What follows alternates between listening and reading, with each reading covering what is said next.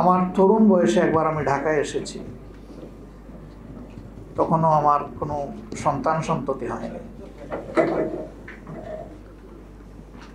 সাথে আমার স্ত্রীও এসেছেন। বাসায় শুধুমাত্র আমার একজন শ্যালক, সে ওখানে লেখাপড়া করতো সিলেটে। তো তিনি সফরে যাবেন, তার বিশ্রামের ঠিকানা করা হয়েছে আমার বাসায়। আমি বললাম যে আমি তো থাকবো না, মেহমানকে কদর করবে কে, সম্মান করবে কে?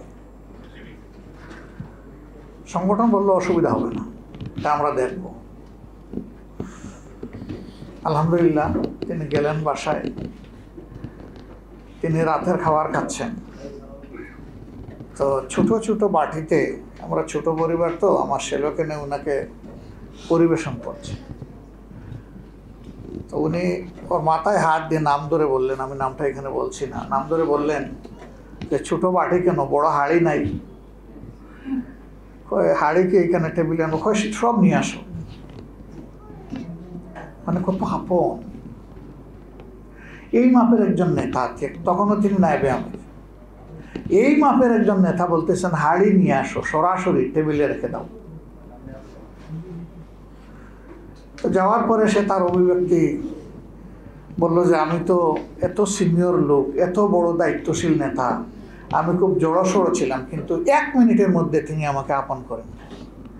এবং মনে হলো না যে আমি তার নাতির সমতুল্য কেউ, মনে হলো যে আমি তার ঘনিষ্ঠ ক্লাসমেট বন্ধু। এই যে অপূর্ব কোয়ালিটি তার ছিল, এটা আমি অর্জন করতে পারলাম না, করা উচিত আমি ফিল করি। সবার সাথে মিশার, সবাইকে বুঝার, স্টাডি করার। এ না হলে যারা জনগণের নেতৃত্ব দিবেন তারা মানুষকে সম্মান করতে পারবেন না, ভালোবাসতে পারবেন না। মানুষকে ফিল করতে হবে, অনুধাবন করতে হবে। আজকের সমাজে এটা যেন আরো অনেক বেশি প্রয়োজন হয়ে পড়েছে।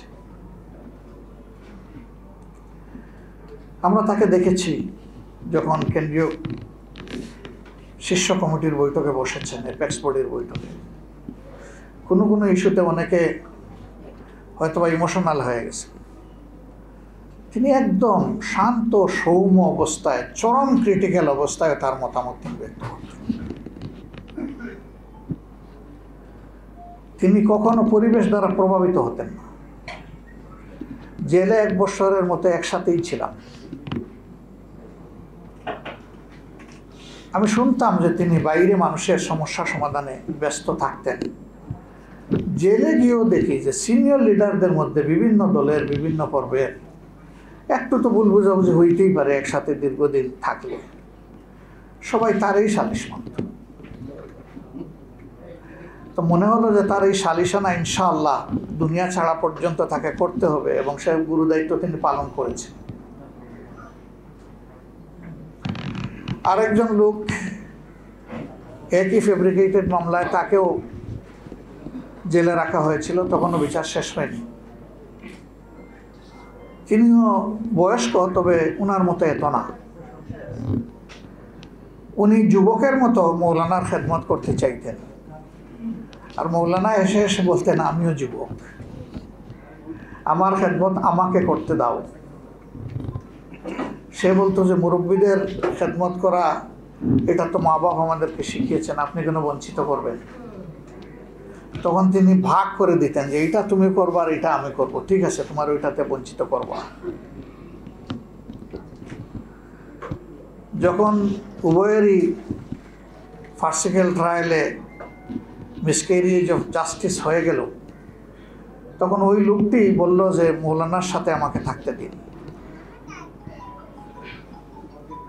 জেল কর্তৃপক্ষ বলল যে উনার মর্যাদাবোধের কারণে উনাকে আমরা একা রাখতে চাচ্ছি। তখন এই লোকটি বলল যে ঠিক আছে, তাইলে উনার মতামত নিয়ে আমাকে দেন, উনি যদি না চান আমি যাব না, আর উনি চাইলে আমাকে তার সাথেই থাকতে দেন। তো জেল কর্তৃপক্ষ যখন মৌলানার মতামত চেয়েছে, তখন তিনি বলেছেন হ্যাঁ, সে আমার ছোট ভাইয়ের মতো, আমার সাথে থাকলে আমি খুশি হব। ওনার সাথে দিয়ে দিয়েছে। আমি এর মাঝে মুক্তি পেয়েছি। আবার তৎকালীন যিনি একক হর্তাকর্তা ছিলেন, যার অঙ্গুলি হেলনে সব কিছু এই দেশে হবে বলে অনেকে মনে করত, তার বদান্যতায় আবার গেলাম 5 বছর পরে, গিয়ে ওনাকে পেলাম। তো তখন ওনারা কন্ডেম ছেলে, একটা সুনির্দিষ্ট সময়ের জন্য তাদেরকে পায়চারি করার সুযোগ দেওয়া হতো বাইরে। তা আগের থেকেই একটু যোগাযোগ করে উনি গেইটে আসলেন, কথা বললাম, সেই তার ছোট ভাইকে সাথে নিয়ে আসলেন। দুইজনের মধ্যে কোনো ভাবলেশ চিন্তা কিছুই আমি দেখলাম না, বিশেষ করে ওনার মধ্যে প্রশান্ত চিত্ত, কালবে সালিম। তার যে একটা ফাঁসির রায় হয়ে আছে, তিনি যে কন্ডেম সেলে আছেন, এই ব্যাপারে তার কোনো পরোয়া নেই।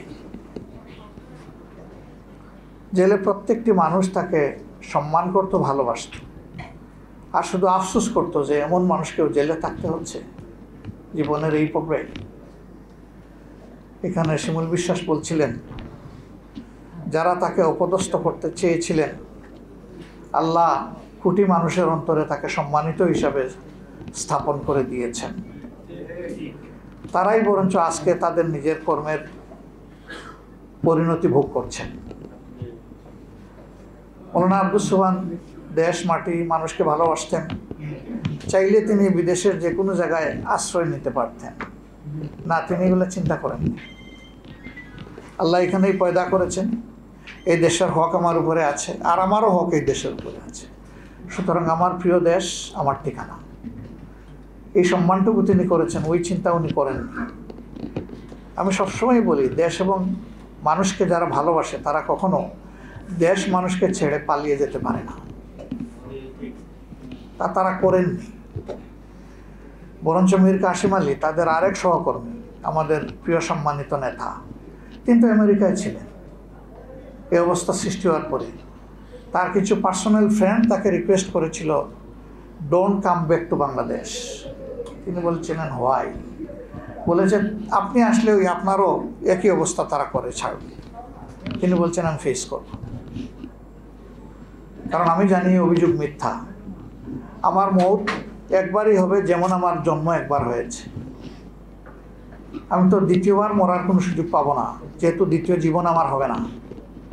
কাজেই মৃত্যুর তক্তায় দাঁড়িয়েও আমি বলে যাব অভিযোগ মিথ্যা, এবং আমি এটা ফেস করব। তিনি তো পালিয়ে যাওয়ার প্রশ্ন না, তিনি তো ছিলেনই বিদেশে টৌর উপলক্ষে, তিনি থাকতে পারতেন, কেউ তাকে ওই রকম ফিল করতো না। কিন্তু তিনিও মানুষকে, দেশকে ভালোবাসতেন। তার এই ইয়াকিন ছিল যে ইয়াকিনের প্রতিফলন তিনি ঘটিয়ে দুনিয়া থেকে বিদায় নিয়েছেন। এই সহকর্মীদেরকে আমরা ফেরত পাবো না, এটা ঠিক, কিন্তু তাদের স্মৃতি আমাদেরকে অনবরত স্মৃতি এবং শিক্ষা সঙ্গ দিয়ে যাবে ইনশাআল্লাহ। মৌলানা আব্দুস সোবহানরা কখনো হারিয়ে যান না, তারা বিবেকের আয়নায় জ্বলজ্বল করতে থাকেন, এবং এটি তাদের কর্মের কারণে। আল্লাহ আমাকে, আমার সহকর্মীদেরকে, রাজনীতির ময়দানে যারাই আছেন তাদেরকে আলোকিত এই জীবনগুলা থেকে শিক্ষা নেওয়ার তৌফিক দান করেন। আজকের সমাজে তার বড়ই প্রয়োজন। তার মাঝে আমি কখনো হিংসা, প্রতিহিংসা, জেদ এগুলো আমি দেখিনি।